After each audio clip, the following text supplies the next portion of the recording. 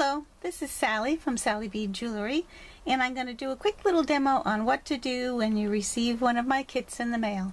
You're going to be getting a nice little compartmental case that's going to hold your beads in it, and you'll receive the cord as well, which the cords have been pre-treated where the tips of them have been stiffened with some crazy glue, and that just makes it easier to load. So what you're going to do when you first get the kit is you're going to put your template on top of your disc, and then you're going to put the cords and you're going to just fan them out, and you're going to place them in the slots, and you're going to notice that there's 7 cords and only 8 slots, so one of them will be empty and that one will be H. Okay, so after you get the cords fanned out, they will look like this, and you'll notice that H is empty, and then I have them preloaded here, but you will take your case and you will open the compartment A, dump them out onto your mat. Then you're going to load up all the beads that are in that compartment onto the cord that's in slot A. And when you're done loading, if you have the little markers, put the marker on and put your little bead stopper on. I sell these little springs that work quite well on a bracelet because you don't have to have the bobbins, but if you prefer the bobbins, that works too.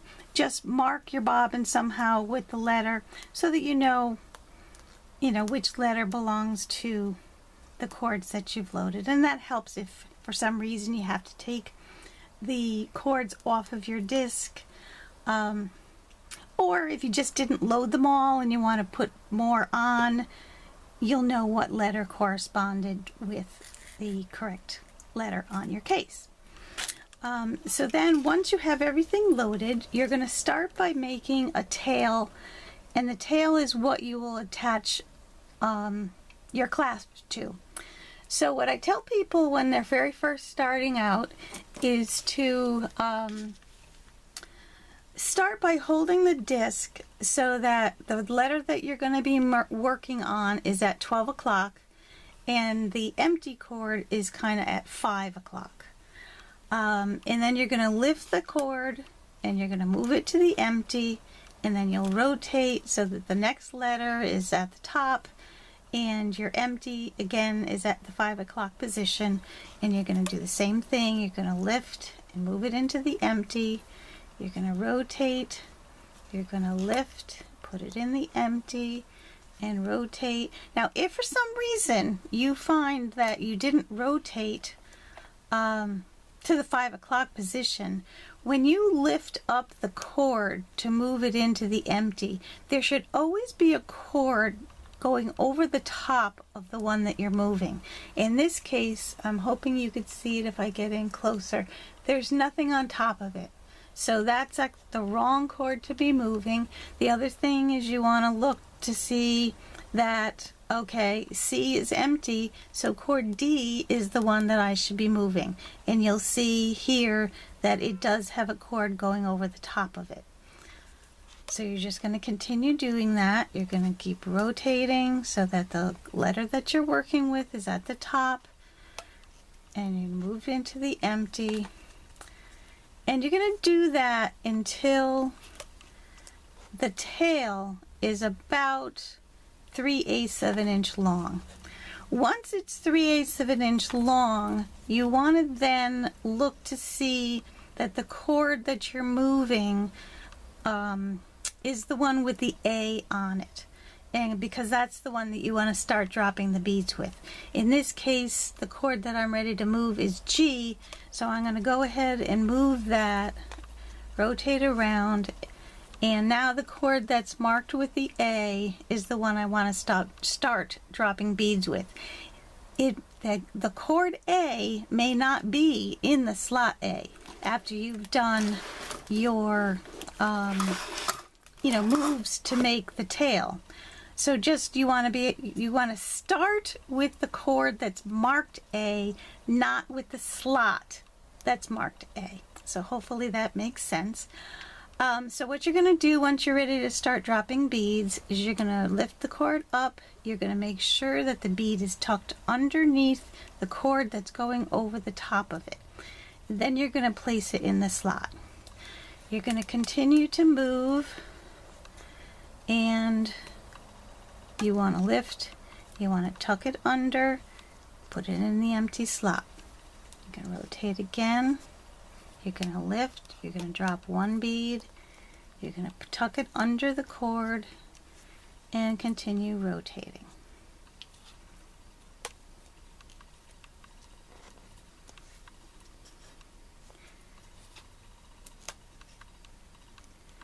If for some reason you've made a mistake and you want to back the cords up because either you realized, I don't know, not sure what could have gone wrong, but let's just say that you noticed that a bead popped out from one of the cords that you've already placed.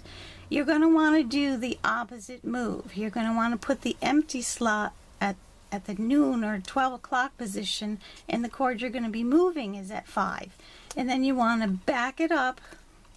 You want to reach down in, grab the bead, and put it back in the slot. And then you're going to rotate again so that the empty slot is at 12 o'clock. The cord you're moving is going to be at 5. You're going to reach in, you're going to grab the bead, and you're going to pull it out. So that's how you back up, which is always a good thing to know. But in our case, we're going to just keep on rotating.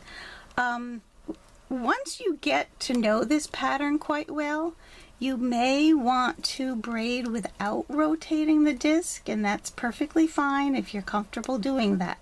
So in this case, I'm just going to follow the alphabet. So if E is empty, I'm going to be moving F. So you're going to notice I'm not going to move the disc. I'm just going to tuck the bead underneath and put it in the slot, and then I'm going to go, and now F is empty, so I'm moving G, and now G is empty, so I'm going to go to H, and then I'm going to go back to A, and just one bead at a time. And you might feel more comfortable doing it this way, but I usually advise beginners to rotate the disc, putting the empty slot at 5 o'clock, and you're just safer doing it that way.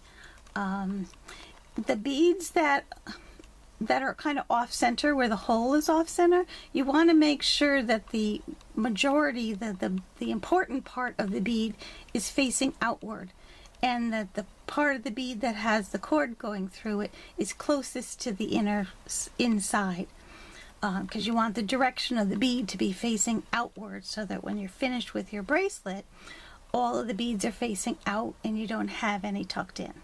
You don't want the bead to be facing inward like that. You want to make sure that it's, facing outward, but still tucked under the cord that's crossing over the top of it.